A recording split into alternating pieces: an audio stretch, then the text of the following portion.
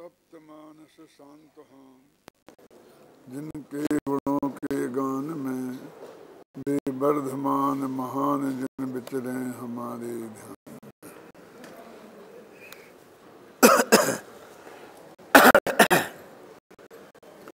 समय सार परमागम की 9वीं 10वीं गाथा की चर्चा चल रही है, जिसमें निश्चय और व्यवहार श्रुत केवली की बात कही है।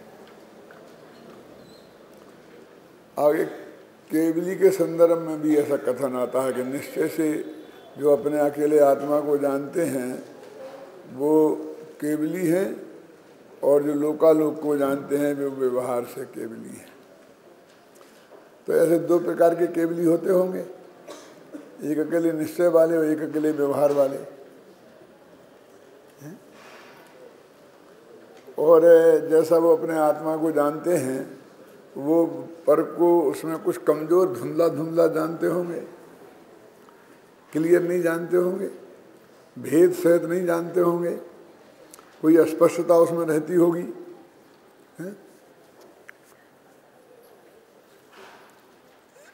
मतलब ये है कि वे स्व और पर को दोनों को बिल्कुल एक सा जानते हैं। फर्क तो ये है कि स्व को स्व जानते हैं और पर को पर, तो ये तो वस्तु का स्वरूप है, स्थिति है। इस परम सत्य को जानना, तो इसमें कहाँ नहीं जानने वाली बात आ गई। अब सिर्फ एक नियम बनाया था ना अपन ने कि पर के साथ हम किसी भी तरीके के संबंध की बात कहेंगे तो उसे व्यवहार न समझना, खत्म। अब उस नियम के हिसाब से कहा कि वो व्यवहार न का कथन है कि पर को जानते हैं। इसमें नहीं जानने की, कम जानने की, अस्पष्ट जानने की, पहले जानने की, बाद में जानने की, ऐसा कोई भेद है ही नहीं। क्योंकि केवली के तो ज्ञान दर्शन दोनों एक साथ ही होते हैं और स्वपर का प्रकाशन भी एक साथ होते हैं। क्रमशः तो जानना होता ही नहीं है। क्यों इस बात में कहीं किसी कोई शंका की गुंजाइश दिखती है? मैं सिर्फ ये कहना चाहता हूँ कि हमने स्व और पर के जानने में जो अंतर डाल रखा है, और वो भी सिर्फ इसलिए क्योंकि उसे व्यवहार कहा है, और व्यवहार के बारे में जरा हमारी राय अच्छी नहीं है। क्या क्यों मोहनलाल जी? तो वो बिल्कुल नहीं, व्यवहार तो सिर्फ एक कारण से कि वो पर जो परिभाषा बताई ना और उपचरित में डाला फिर, क्योंकि वो दूर का अलोकाकाश तो कितनी दूर है, एक क्षेत्रावकाश भी नहीं है, किसी भी तरीके से संभव ही नहीं है कभी, इसलिए उसे व्यवहार कहा। अब व्यवहार वही उपचरित सद्भुत व्यवहार, ऐसा भी हो सकता है। वो तो सद्भुत है, कौन ज्ञात्मा में ज्ञान दर्शन है, उसमें तो कोई अंतर पड़ गया नाम में, इसमें तो नहीं है ना फर्क कि बिल्कुल परम बिल्कुल पक्की सच्ची बात है, फिर भी व्यवहार कहा। और एक ये अलोकाकाश मेरा है, स्त्री पुत्र मेरे हैं, मकान जायदाद मेरे हैं, ये परम असत्य बात भी उसी ने से जनवाणी में कही है। अब ये जो खतरा है, ये सावधानी आप नहीं रखेंगे तो समझ लेना गई गाड़ी काम से।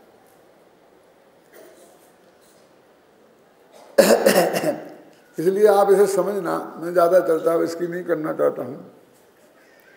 मैं केवली के आधार पर यहाँ शुद्ध केवली की बात करना चाहता हूँ कि जैसे केवली केवल ज्ञान से स्व को जानते हैं और केवल ज्ञान से पर को जानते हैं, और उनका स्व का जानना निश्चय कहलाता है और पर का जानना व्यवहार कहलाता है। वैसे केवल ज्ञान में तो निश्चय व्यवहार लगते ही नहीं, हमने अपनी तरफ से लगाए हैं उसमें।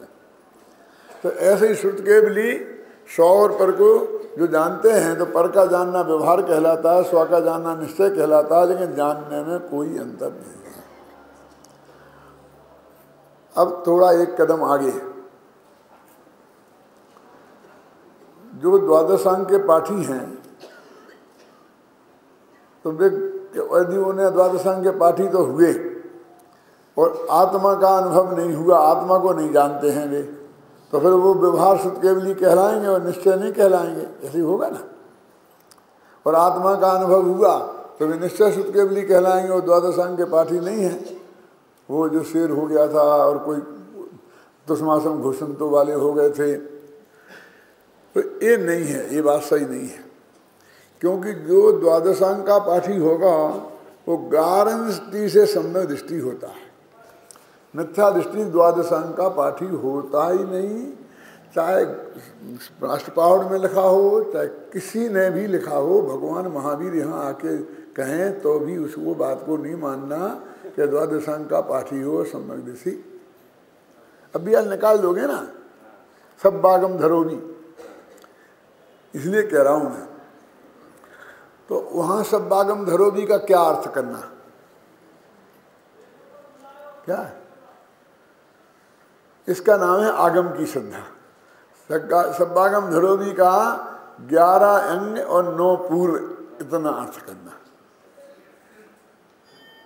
कि जितना द्रव्यलिंगी मुनि मिथ्या दृष्टि है और वो इतना ज्ञान जिसके हो जाता है अधिकतम, तो उतना ही अर्थ करना। द्वादशांग लिखा हो चाहे जो कुछ लिखा हो, चाहे सब्बागम लिखा हो चाहे कुछ लिखा हो, क्योंकि संक्षेप कथन में ऐसा कथन होता है क्या, या तो हमें डिटेल खोल के बताएं। अब इतनी लंबी लंबी बातें हम करने की हमें समय नहीं है, तो हम जानते हैं तुम कितने ही बड़े विद्वान बन जाना, लेकिन आत्मा का अनुभव नहीं होगा तो काम नहीं होगा। अब कितने ही बड़े विद्वान बन जाना, मैं टोडरमल जी के बराबर बन जाना फिर भी, और कांजी स्वामी के बराबर बन जाना फिर भी, क्या मतलब? कितने बड़े का मतलब क्या बोल? बड़े बड़े विद्वानों के तो हमने इनके ही नाम सुने हैं, क्यों? मतलब आत्मा के अनुभव के बिना जितना अधिक ज्ञान हो सकता है उतना, और वो इतना बड़े में 9 अंग, 11 अंग और 9 पूरम। असलियत में ऐसा है, मुझे ज़्यादा डिटेल का नाम वाम ख्याल में नहीं है, लेकिन मैं ये बताता हूँ कि ये 11 अंग और 9 पूर्व में वो आत्मा का जो अपन त्रिकाली ध्रुव पर से भिन्न पर्याय से भिन्न, वो बात नहीं है। वो कोई कौन सा 10वां पूर्व और उसका कोई अंश और उसका एक प्रकरण विशेष है, इसलिए 9 पूर्व बोलते। तो असलियत में वास्तव में उसने वो तो पढ़ा ही नहीं। मैंने ऐसा नहीं कहा उसने वो भी पढ़ लिया और उसे नहीं हुआ। अब तुम जैन धर्म के कितने ही बड़े विद्वान बन जाना, गोमरसा धबला और महाधबला के टीकाकार और कितने ही बड़े, आप समझेंगे ना आपने, और समय सार खोल के ही नहीं देखा हो, प्रवचन सार खोल के ही नहीं देखा हो तो मात्र का चार और मायाचार में उलझ के रह गए हो, अपदेश सुत्त मध्यम में उलझ के रह गए हो। अपदेश का नहीं है, सुत्त नहीं है, संत नहीं है, पर इसमें एक एक गाथा की एक एक शब्द पे लड़ मरे हो, लेना नहीं देना नहीं। बाकी समय साहब पूरा क्या कहता है उसमें ध्यान नहीं दिया हो तो वो तो नहीं पढ़े के बराबर ही है। अब थोड़ा एक कदम और आगे, जो व्यवहार शुद्ध केवली होगा वो गारंटी से निश्चय शुद्ध केवली होगा। द्वादशांग का पाठी होगा और आत्मानुभवी नहीं हो, ऐसा हो ही नहीं सकता। झूठी कल्पना करने से क्या लाभ है? देखो कुछ लोग क्या कहते करते हैं,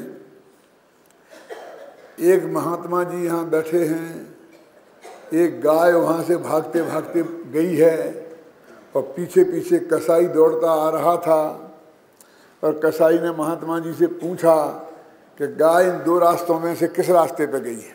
2 रास्ते जैसे जाते थे ना, तो यदि वो सत्य बता देते तो गाय को पकड़ के ले जाके वो काट देता, तो हिंसा का पाप होता। और यदि झूठ बता दें तो वो गलत रास्ते पे चला जाएगा तो गाय बच जाएगी। तो बोलो वो झूठ बोलना ठीक है कि गलत? वो झूठ बोलना सही है। पर ऐसी बेवकूफ़ी की बातें करते बहुत पंडित आपको मिल जाएंगे। क्या कह रहे हैं आप? इसमें क्या बेवकूफ़ी है? यानी तू किसी ना किसी तरकीब से झूठ बोलने को अच्छा बताना चाहता है, तेरी नीयत खोटी है।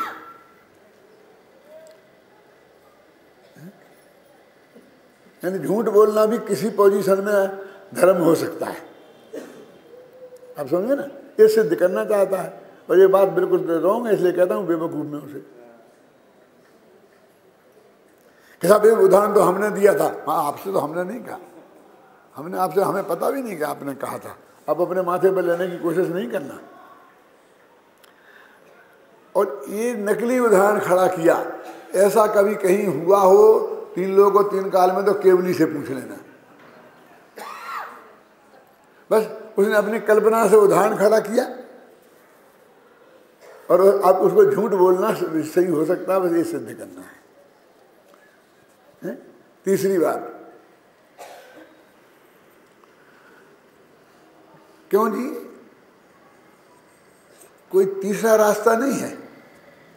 ये बताना जरूरी है कि इधर गई के इधर, कि सत्य बोलना और झूठ बोलना दोनों जरूरी है क्या? चुप रहने का एक रास्ता तीसरा नहीं है? क्यों? वो चुप नहीं रह सकता है। क्यों साहब? तो चुप रह के क्या करेगा? वो तो मानेगा नहीं सामने वाला, तो बोलेगा कि भाई मैंने देखा नहीं, तो ये झूठ हो गया, क्योंकि देखा तो है। अब बोलो, अब क्या करें मनीष? अरे इंदिरा गांधी का जीवन चरित्र पढ़ लेना, उसमें तुम्हें मिल जाएगा इसका जवाब। क्या कि जब वो सहाय आयोग में देने जाती थी जवाब, वो हजारों प्रश्न पूछते थे, ए सुमन भाई तुम्हारे सहाय गुजराती महाराज, तो वो कहती थी इस प्रश्न का उत्तर देने के लिए मैं बाध्य नहीं हूं। कोई कानून हिंदुस्तान की दुनिया में ऐसा नहीं है कि कोई प्रश्न कोई पूछे तो सामने वाले को उत्तर देना ही पड़े। एक कोई बाध्यता नहीं है कानूनी। इसलिए आपने ये प्रश्न पूछा और इस प्रश्न का उत्तर देने के लिए मैं बाध्य हूं क्या? नहीं, खत्म। हाँ, 1000 बार उसने ये बोला। तो सामने वाले वकील ने, वो भी लेखी मेखी कौन था, जरा बहुत उथल पथल कही।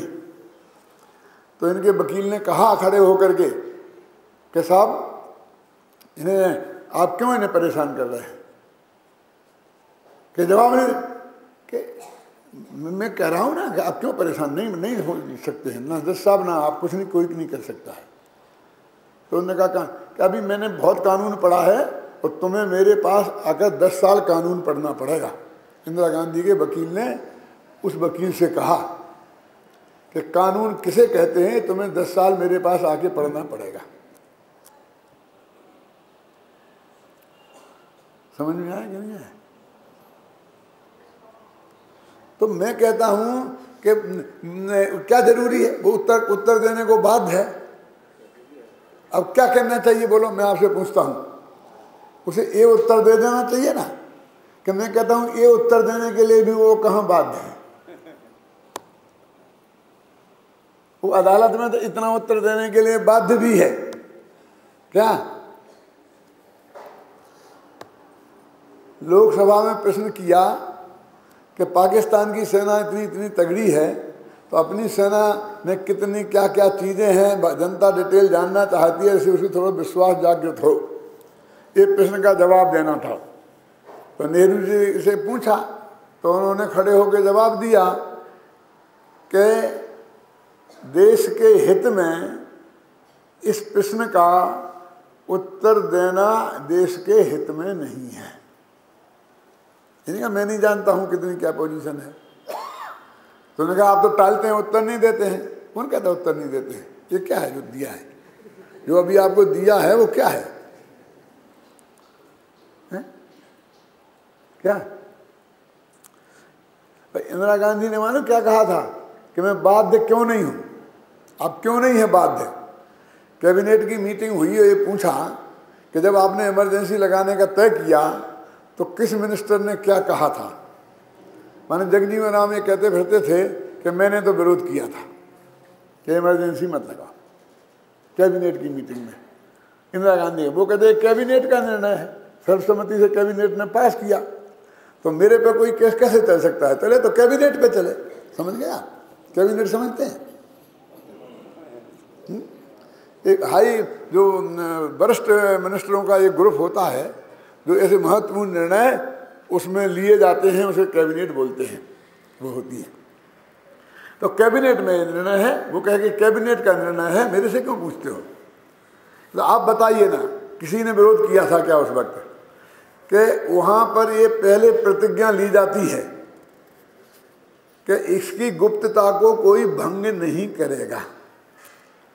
तो कोई कहता हो कि उसने विरोध किया है तो उस पर मुकदमा चलाओ कि उसने उस नियम का भंग किया, तो जेल में उसे डालो, उस वकील ने कहा। कोई आगे कहे कि मैंने विरोध किया था, सर्वसम्मति से पास हुआ, तुम्हारे साइन है ना उस पर, तो झगड़ा खत्म। और तुमने विरोध किया था तो सबसे पहले तो तुम्हें जेल में जाना पड़ेगा। कौन से अपराध पे?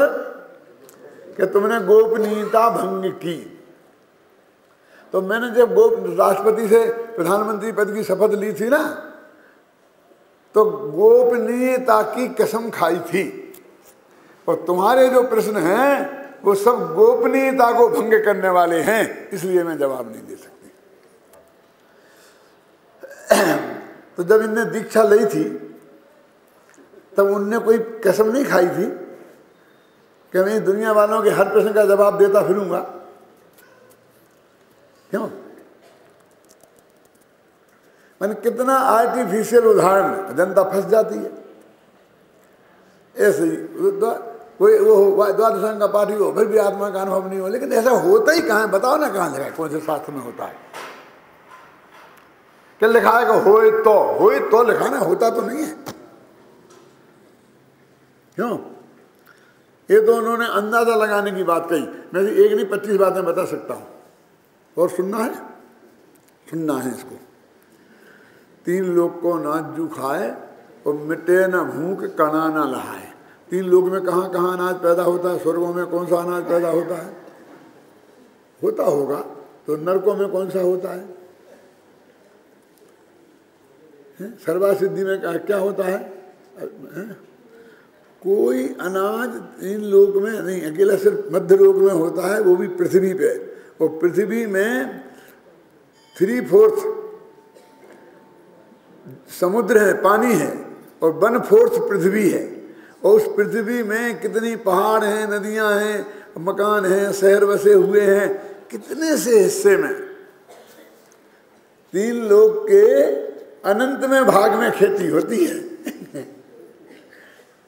क्यों? तो ये कल्पना लोक की उड़ान नहीं है? बोलो मैं आपसे पूछता हूं क्या करें? तो क्या नहीं लिखा है ना, छाडला में लिखा है 3 लोग में अनाज पैदा, स्वर्गों में अनाज पैदा होता ही होगा। रिसर्च की जानी चाहिए। है ना ये पागलपन? अरे भाई, उनने को जो मध्यलोक में अनाज होता है उतने खाने की बात भी नहीं है, उतना भी उसके पेट में नहीं बनेगा। सिर्फ तुम्हें अंदाजा लगवा रहे हैं कि बहुत भूख का दुख है, बस तुम, क्योंकि तुम्हें 2 रोटियों का दुख भूख लगती है, और जब नहीं मिलती है तो तुम तड़प जाते हो। बस तुम उससे अंदाज लगाओ, बस इतनी सी बात है, और कुछ नहीं है उसका अर्थ। अनेक तुम अपना दिमाग लगाओगे तो ऐसे बहुत।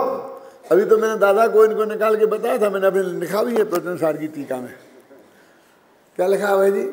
एक जगह लिखा कि 1 लाख करोड़ भव में भी क्या है, 7 सहस्र कोटियों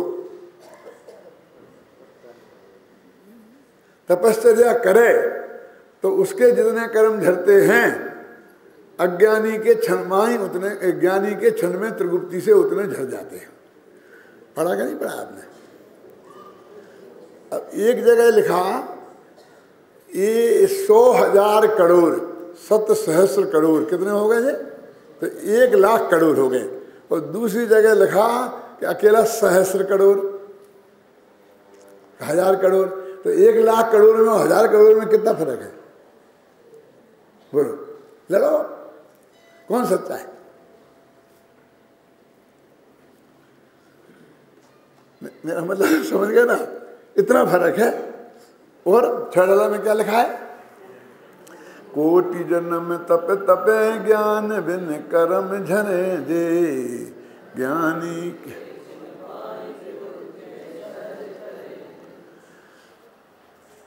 तो यहाँ कोटि जन्म तप तपें, तो यहाँ करोड़ जन्म लिखा, वहाँ 10 करोड़ लिखा और वहाँ 100 करोड़ लिखा। बोलो 3 में से कौन करोड़ लिखा?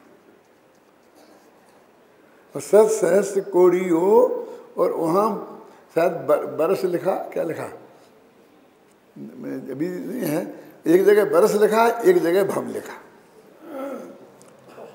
ये कहते कितना झगड़ा, अब क्या करें, क्या माने, क्या माने? कुछ नहीं मानो।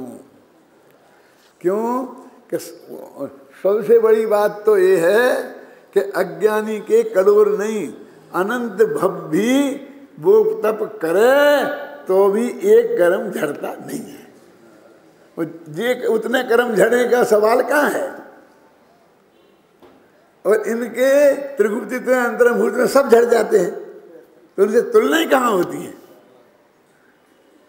और ये लिखा ना, झड़े जे झड़े ते, उतने झरने की बात करते हैं। समझ में आया ना? तीसरी बात कि इतने भव लिखा ना, और उसमें भव लिखा, तो तब तो होता है सिर्फ मनुष्य गति में, क्योंकि साधुओं के तपस्वियों उन्हीं को ही कहा जाता है ना, तुमने उपवास कर लिया उसका नाम तप नहीं है। देवगति में तो तप होता ही नहीं है, चौथे गुण स्थान से आगे नहीं होते, नारकी में भी नहीं होते हैं, त्रिंजय में भी 5 में से आगे नहीं होते, मनुष्य गति में होते हैं। और मनुष्यों के भव 2000 सागर में कितने मिलते हैं? काय के 48, 2400 मुफ्त में ही गए, अपर्याप्त तक के। अब उतने भव मिलेंगे तो इतने भवों तक करे, तो इतने भव अब समझ लो कितने काल में होंगे। फिर निवोध में जाएगा, फिर वहां अनंत काल रहेगा जो भी है, फिर वहां से निकलेगा। गुरुदेव के प्रवचन में कल परसों आया था, अनंत भी 2 तरह के होते हैं, एक बेअनंत जिनका अंत हो जाता है, और एक बेअनंत जिनका अंत नहीं होता है। सुना था? अर्धपुद्गल परावर्तन भी अनंत है, लेकिन उसका अंत हो जाता है। क्यों? क्योंकि एक दफे सम्मत दृष्टि से मिथ्या दृष्टि बन जाए तो फिर अर्धपुद्गल परावर्तन के भीतर भीतर द्वारा सम्मत दृष्टि बन के वो गारंटी से मुक जाएगा। यही है ना? तो अर्धपुद्गल परावर्तन अनंत है, तो अनंत कहीं अंत नहीं आया तो फिर कभी नहीं जाएंगे, अर्थ हो जाएगा ना। उस आएगा अंत, आएगा कि नहीं उसका? है? चौथी बात कि वो जो बरस लिखा है वो सही है कि भव सही है?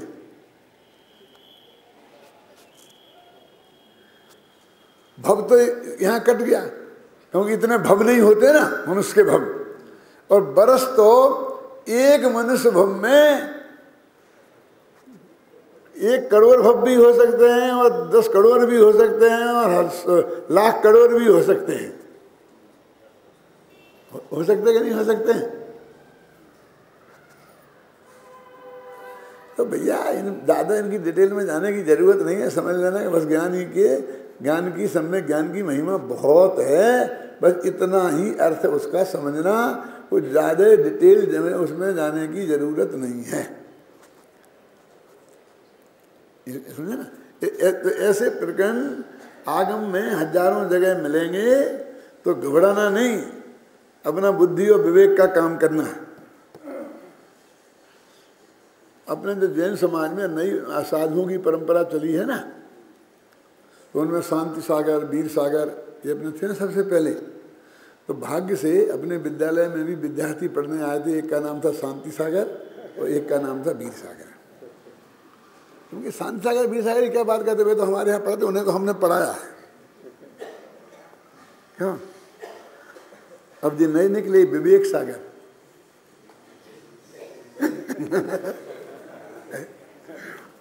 लेकिन वो वैसे सागर नहीं है जी। विवेक नाम है और सागर गांव का नाम है।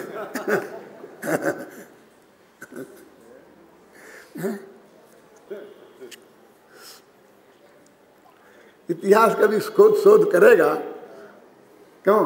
तो ये लिख सकता है, डॉक्टर हुकुमचंद भारल के पास में शांति सागर, वीर सागर और विवेक सागर में अध्ययन किया था। इतने बड़े विद्वान थे कि इन सबको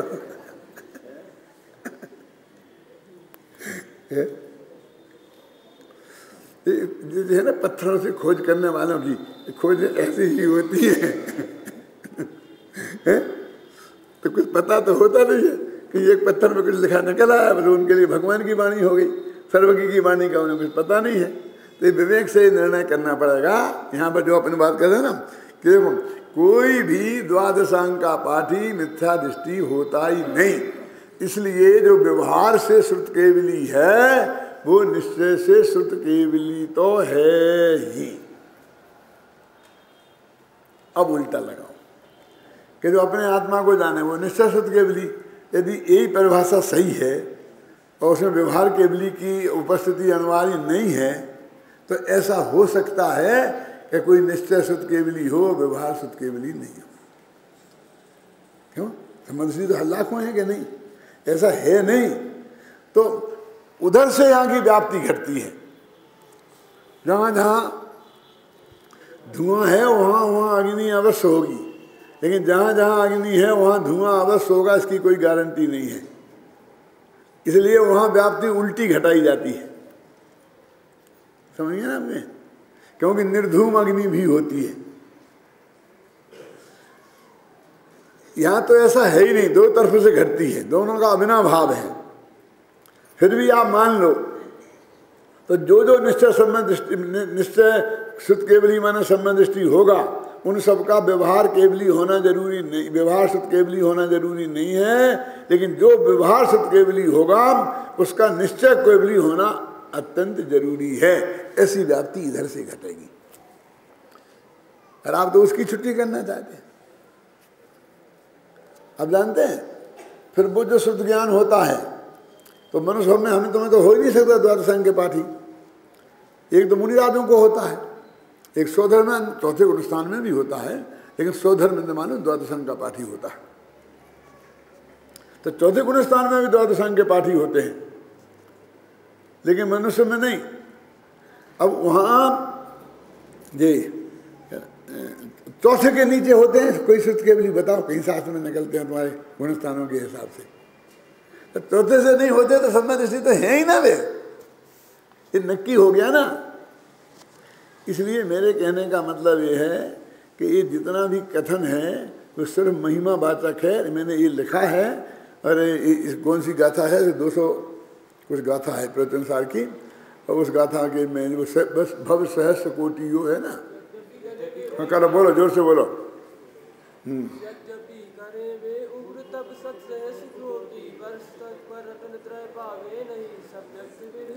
अब इसमें तो बरस लिखा और छड़ा की पढ़ो, उसमें जन्म लिखा भव। अब हमें कोई फर्क नहीं पड़ता जन्म और भव में। कोटि जन्म तब तपे ज्ञान बिन कर्म झरेंगे, हम तो ठोक के जाते हैं। देखो ये लिखा, ये लिखा, इसमें लिखा, इसमें लिखा, लेकिन भैया जन्म लिखा, उसमें भव लिखा, उसमें बरस लिखा। बरस तो एक बरस में ही एक बरस होगा, समझ गए ना? लेकिन भव तो एक बरस में भी अनंत हो सकते हैं, निगोदिया के होंगे, लेकिन मनुष्य के भी गिनोगे तो भी मेरे कहने का मतलब अनेक भव हो सकते हैं। 84 लाख पूरब की आयु थी ऋषभदेव की, समझे ना? तो उसमें बरस तो इतने ही थे, 84 लाख पूरब, ख्याल में आई ना?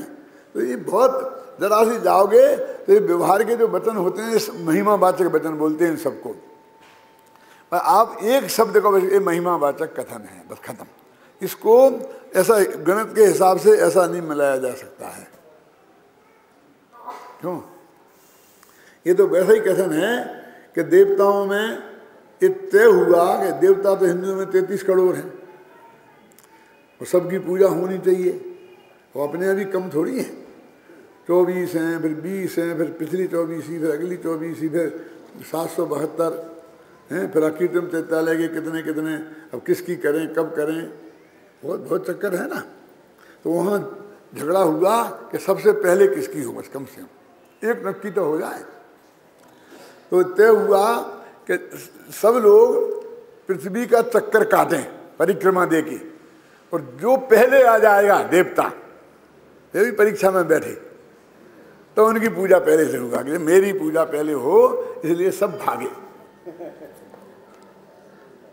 अब कोई का तो मालूम शंकर जी का नादिया सवारी थी, और किसी की वो बेनते बोलते, बेनते क्या बोलते, बाज सवारी है किसी की कुछ है। और गणेश जी की तो चूहा है। अब चूहा उनके साथ दौड़ेगा तो पीछे ही रह जाएगा ना। तो उसने देखा गणेश जी ने अपने शंकर पार्वती की परिक्रमा दी और वहाँ आके बैठ गए। जब लौट के लोग आए तो सबसे पहले वहाँ गणेश जी मिले कि गणेश जी जीत गए, गणेश जी जीत गए। और वो जो थे ना, कौन न्यायाधीश लोग बैठे थे, जजेज, उनने फैसला दे दिया कि गणेश जी जीत गए, इसलिए गणेश जी पूजे जाएंगे। और उस दिन से गणेश जी पहले पूजे जा रहे हैं, है ना। क्यों, ये भी वैसे ही काम नहीं है कि तय हुआ सारी पृथ्वी और माता। ये कुछ सिर्फ कथन सिर्फ इस बात का है कि माता पिता पृथ्वी से भी महान है। और जो अपने माता पिता के चक्कर करता रहता है, उससे ज़्यादा महान काम कोई नहीं है। किसी बहुत समझदार के दिमाग की उपज है, हो सकता है कि उसके बच्चे उसकी उपेक्षा करते होंगे समझ में आ रहा है आपकी बता।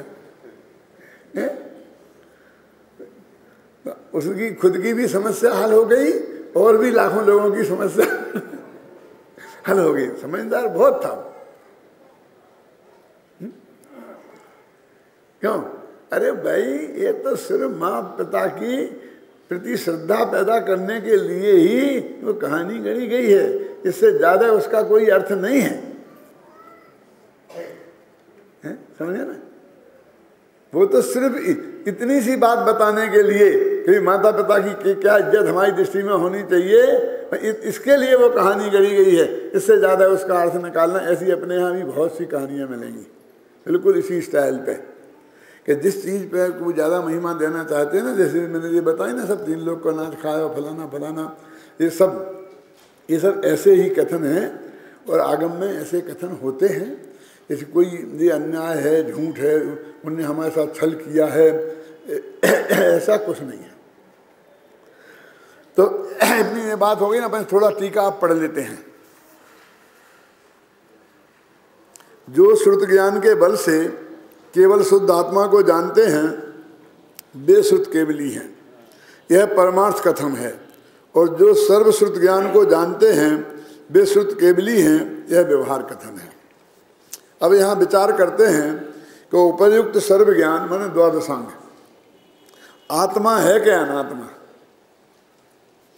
अनात्मा कहना तो ठीक नहीं है, क्योंकि जड़ अनात्मा तो आकाशादि 5 द्रव्य हैं, किंतु उनका ज्ञान के साथ तादात्म्य नहीं है। अतः अन्य उपाय का अभाव होने से ज्ञान आत्मा ही है, यही सिद्ध होता है। इसलिए यह सहज ही सिद्ध हो गया कि सर्वश्रुत ज्ञान भी आत्मा ही है। तो बस निश्चय व्यवहार कोई हो गया कि सर्वश्रुत ज्ञान को जाना तो आत्मा को जाना, आत्मा को जाना तो सर्वश्रुत ज्ञान को जाना। अपने द्वादशांग को सारे यही है, यही जिनवाणी उचलो है, तो हमारा प्रयोजन तो सिद्ध हो गया ना। द्वादशांग पढ़ करके भी ये आत्मा को जानते हैं, तो हमने आत्मा को जान लिया। ऐसा सिद्ध होने पर पारमार्थिक तथ्य सहज ही फलित हो गया कि आत्मा को जो जानता है वही श्रुत केवली है। ये दोनों ही में वही निश्चय वही व्यवहार को कहते हैं, है ना। इस प्रकार ज्ञान और ज्ञानी के भेद से कथन करने वाला जो व्यवहार न्याय है कि श्रुत ज्ञान और वो ज्ञानी, उससे भी मात्र परमार्थ ही कहा जाता है, अन्य कुछ नहीं। तो व्यवहार निश्चय का प्रतिपादक कैसे है, ये बताने का इसका उत्तर है। उसने ये प्रश्न था कि ये ऐसे है। क्यों?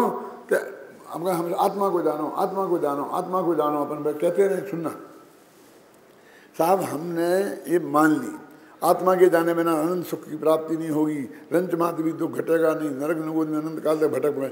अब खत्म करो ना इस बात को। हमने मान लिया ना कि आत्मा का जानना ही सर्वाधिक महत्वपूर्ण है, उसके बिना हमारा काम नहीं होगा। अब हमारे दिमाग में ये बात बिल्कुल जम गई और हमें स्वीकृत है। अब और लंबा भाषण देने से क्या जरूरत है? अब तो तुम बताओगे आत्मा को जाने कैसे? आत्मा को कैसे जाने? अगर आत्मा को जानो देखो कोई ये मत समझना कि मैं कोई व्यंग्य कर रहा हूँ कि मजाक उड़ा रहा हूँ। मैं एक सत्य कहा, मेरी मजाक की शैली में प्रतिपादन करने का मेरा तरीका है। आचार्य ने ये नहीं कहा कि आत्मा को कैसे जाने, आंख बंद करके बैठ जाओ, नाक को देखो। ये कहा कि समय सार पढ़ो, द्वादश अंग पढ़ो। कहा नहीं कहा? उपायांतर क्या है? उपायांतर क्या है? क्या लिखा? जो जानते तत्वार्थ को, जो जानते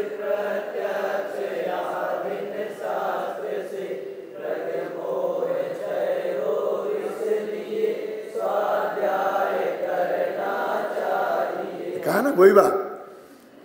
वो जो ध्यान करने की बात कहते हैं वो भी आत्मा को जानने के लिए ही कहते हैं।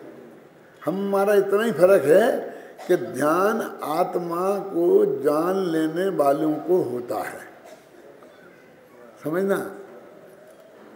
वो आत्मा को जानने के लिए ध्यान की बात करते हैं। जानने के लिए तो स्वाध्याय करना चाहिए, देखा ना। अब क्यों? ध्यान की परिभाषा क्या है? जानना वह ज्ञान है, और उसी चीज को निरंतर जानते रहना उसका नाम ध्यान है। तो ज्ञान के रिपीटिशन को ध्यान कहते हैं। तो एक दफा जानना वो ज्ञान, और लगातार जानते रहना वो ध्यान। तो तुम्हारे न्याय शास्त्र में क्या कहेंगे उसे? धारावाहिक नाम का दोष। वो ज्ञान का दोष है, सम्यक ज्ञान का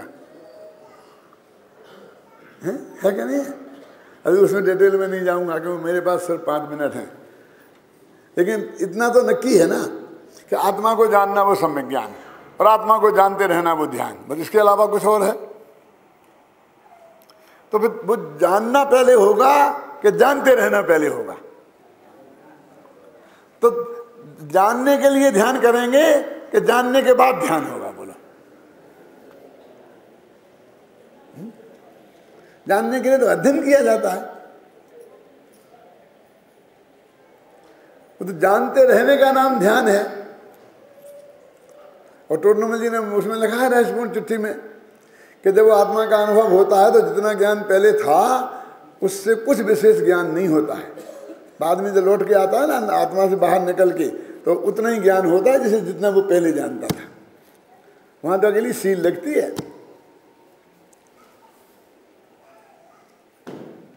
ख्याल में है ना? तो उन्हें भी स्वाध्याय करना चाहिए कि प्रेरणा दी कि नहीं। और इस झगड़े में कहाँ पड़े हम? पर अपने यहाँ भी देखिए, सम्यक ज्ञानी होए बहुर दृढ़ चारित्र लीजिए। ध्यान क्या है? चारित्र है ना। तो क्या लिखा? सम्यक ज्ञानी होए, सम्यक दर्शन, सम्यक ज्ञानी पहले हो और फिर दृढ़ चारित्र लो, है ना। वो चारित्र का भेद है ध्यान। तीसरा, सम्यक साथ ज्ञान होए पे भिन्न आराधो। संबंध के साथ सम्यक ज्ञान तो एक साथ ही होते हैं। और चारित्र में हालांकि वो अनंतानंदी कसाई के जाने से चारित्र का अंश भी प्रकट हो जाता है, लेकिन तो भी उसको अस्वीकार करके, क्योंकि जादू तो वो है जो माथे पर चढ़ के बोले कि बाहर से दिखेगा ये चारित्रवंत है, उसे चारित्रवंत माना है, अंदर से नहीं माना। क्यों? अनंत मंदिर गई तो चारित्र हुआ कि नहीं हुआ? अब मान लेते तो क्या तकलीफ थी? सारा व्यवहार बिगड़ जाता। कैसे व्यवहार बिगड़ जाता बोलो? फिर चक्रवर्ती संयमी कहलाते, 96,000 शादियां करते, 96,000 घोड़े पर चढ़ते, लड़ाई लड़ने जाते, भाइयों पर चक्र चलाते, और चारित्रबंध कहलाते। बोलो, व्यवहार बिगड़ता कि नहीं बिगड़ता? कि वो अंदर हुआ हो होने दो। कहना तो व्यवहार है ना, हम तो उसे चारित्रबंध बाद में कहेंगे। तो जो इतना चारित्र हुआ उसका क्या करें अभय जी? कि क्या करना है? क्या हमारे पास क्या है? 2 तोले मटर है और टमाटर 10 किलो है। अब हम मटर और टमाटर का साग बनाए, क्या करें क्या करें? माता बहनों से पूछ लो ना, टमाटर नहीं डाल दो ना, झगड़ा करो। इतना सा चारित्र है, ज्ञान पूरा है, संबंध में पूरा है, उसमें ही शामिल कर दो। उतना कर दिया करुणा नियोग वालों ने। चारित्र होगी अनंतानुबंधी की 4 प्रकृतियां हैं ना, उनको दर्शन मोहिनी की सर्वघाती, क्यों किया कि नहीं किया? सम्यक दर्शन की सर्वघाती प्रकृतियां कौन है? मिथ्यात्व, मिश्र मिथ्यात्व और नहीं वो अनंतानंद की चौकड़ी तो है, तो चाहते मोहिनी की और सम्यक दर्शन की सर्वघाती। तो सम्यक दर्शन की सर्वघाती प्रकृति है तो उनका घात होगा तो सम्यक दर्शन पैदा होगा। तो वो उतना जो चारित्र है, उतनी जो आत्मलीनता है, उसको उन्होंने सम्यक दर्शन और सम्यक ज्ञान में शामिल कर दिया और उसका नाम रखा सम्यक ज्ञान है। वो जो अपने 10 दाने डाले ना काय के, मटर के, टमाटर की सब्जी में, तो सब्जी काय की बनी थी यार भैया? मटर की, टमाटर की? अरे यार तुम तो गजब करते हो। एक होटल में कुछ जीमने गए लोग, तो उन्होंने कहा क्या है खाने में? कि सब है साहब, चपाती है, ये है, चावल है। कि सब्जी क्या है?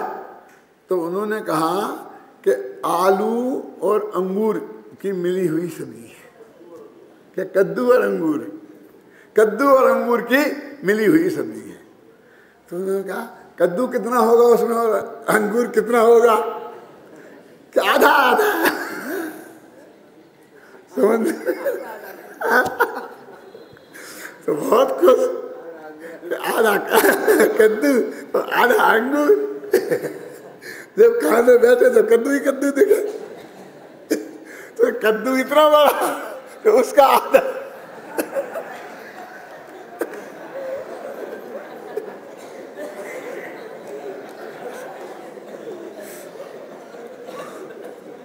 तो ठगना हो किसी को तो उसे ऐसा बोलना कि ये अंगूर की सब्जी है। समझे? तू बोला था ना मटर की सब्जी। टमाटर तो 2 किलो, 4 दाने मटर के, मटर की सब्जी है।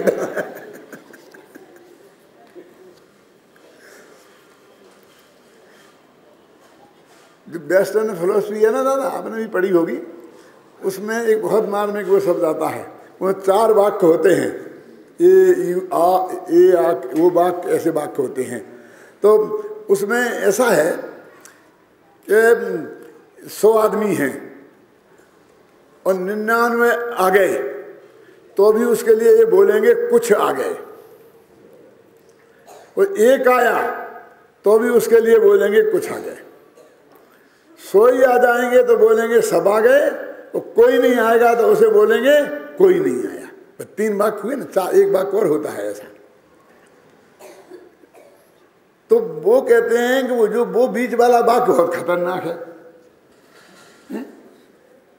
मुझे कुछ आ गए, 1 आया हो भी तो भी कुछ आ गए, और 99 आ गए हो तो भी कुछ। कहते जब तक पूरे नहीं आए तब तक सब आगे नहीं कह सकते, और जब 1 भी बैठा हो तो कोई नहीं आया नहीं कह सकते। समझे ना? ऐसे बात कहते हैं उसमें। तो ऐसी बात यहाँ है कि आप कैसे कह सकते हो कि और वो चीज़ नहीं है, लेकिन उसको आचार्यों ने सम्यक दर्शन सम्यक ज्ञान में शामिल कर लिया। सम्यक चारित्र नाम नहीं दिया, वो सम्यक चारित्र ध्यान को बोलते हैं। तो ध्यान तो इसके बिना तो इसमें आत्मानुभूति होती नहीं है। वो जितना भी लगता हो, एक समय जो भी लोग होता हो, क्यों? तो हमने कहा ना कि हमारी इस सब्जी में चारित्र भी मिला है थोड़ा सा, तो वही मिला है। तो वही वो आत्मानुभूति वाला साथ, जैसे चारित्र, जब चारित्र नहीं कहते तो ध्यान कैसे कह सकते हैं? जब उससे भी चारित्र नाम नहीं दिया, समझना मेरा, तो इसका नाम ध्यान कैसे दे सकते हैं? फिर इसका नाम हम आत्मानुभूति कहेंगे और कोई भी नाम देंगे, सामायिक जो भी नाम देंगे वो देंगे, लेकिन वो चारित्र के अंदर हमने कह दिया चरित्र मोह बस लेस न संयम। जब संयम लेस नहीं है तो ध्यान भी नहीं है। क्यों? कि ध्यान तप है और संयम चारित्र है। आप जानते हैं संयम पहले होता है और तप बाद में होता है। ये भी बहनें समझ ले, उपवास उपवास तुम्हारे कुछ नहीं है। संयम हो ना, अणुवृत महावृत, महावृत तब तप होता है। तप में और संयम में क्या फर्क है? जो मुनियों को अनिवार्य हो वो संयम, जो ऑप्शनल हो वो तप। तप करें ना करें, कम करें ज्यादा करें, कोई प्रतिबंध नहीं है, लेकिन संयम में 28 में तो 27 नहीं चलेंगे। आप समझे ना? तो वो तो तपस्या संयमी के होता है तप। तो जब संयम ही नहीं है तो तप कहां से आएगा? सब तप कहिए जा रहे हैं, और तप के जब वो बोले आए क्या फर्स्ट क्लास फर्स्ट आ गए तब में, और जो रामलीला मैदान में इनको सर्टिफिकेट मिल गए तपस्वियों के सम्मान में, इनका सम्मान हो गया।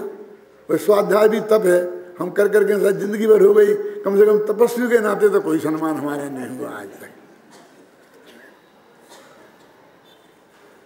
तो वो आप समझ गए ना, उसमें ध्यान नाम क्यों नहीं है भगवान जी, सोचो गंभीरता से, सब बात ख्याल में आएगी। तर्क को युक्ति से समझने का, कोई पक्ष विपक्ष की बात नहीं। यदि आपने पक्ष विपक्ष के बाद में किसी ने चिंतन किया और उसको आने से प्रतिबंधित किया तो बहुत बड़े घाटे में ये जनता रहेगी। मेरा पॉइंट समझ गया क्या कह रहा हूं मैं, कि जो इसके विरुद्ध जाएगी, जो उसके विरुद्ध जाएगी, वो इसके विरुद्ध जाए, मेरे बाप के विरुद्ध जाए, लेकिन यदि वो सत्य है तो वो चिंतन बाहर आना चाहिए। क्यों? चक्रवर्ती तुम्हें मरे तो नियम से नरक जाए, कि शांतनाथ भी चक्रवर्ती थे, अभी शांतनाथ में गोली नहीं लगेगी, और लगेगी तो लग जाए, परम सत्य है क्या नहीं? बहुवारम परिग्रह नायक आयुषा, ये सत्य है क्या नहीं? कि तत्वा सूत्र में से सूत्र को निकाल दें, कि इसका अर्थ करना बंद कर दें? बोलो। कहने का अर्थ ये है कि वो जो बात कही जा रही है उसकी सत्यता पर गंभीरता से विचार किया जाना चाहिए। यदि कदाचित आपको ऐसा भ्रम है भी कि किसी के राग देश से कही, तो उसका राग देश उसके साथ, उसका पुण्य पाप उसके साथ, नरक में वो जाना होगा, वो जिसके पास जाएगा सो जाएगा, जो होगा उसका हो जाएगा। लेकिन वो बात की सच्चाई पे विचार करना चाहिए, और यदि आपको सत्य लगे तो स्वीकार करना चाहिए, नहीं लगे तो नहीं करना चाहिए, और उस पर प्रतिबंधित नहीं किया जा सकता, नहीं किया जाना चाहिए। नहीं तो जिनवाणी के साथ धोखा होगा, सर्वज्ञ की वाणी के साथ धोखा होगा कि ये रहस्य आपके ख्याल में आया तो आपने जगत के जीवों को क्यों नहीं बताया।